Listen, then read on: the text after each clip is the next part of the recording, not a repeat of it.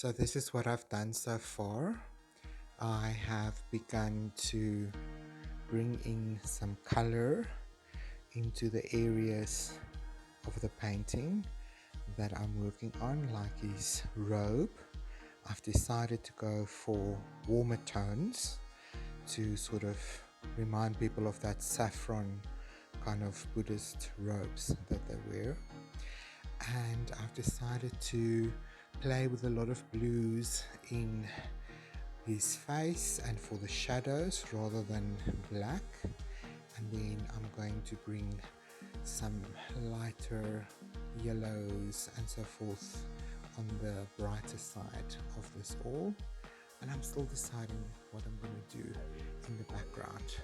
Just want to show you this beautiful sparkly paper, so I'm going to try and have some of that sparkles shine through in the end. And yes, I'll see you again for my next session.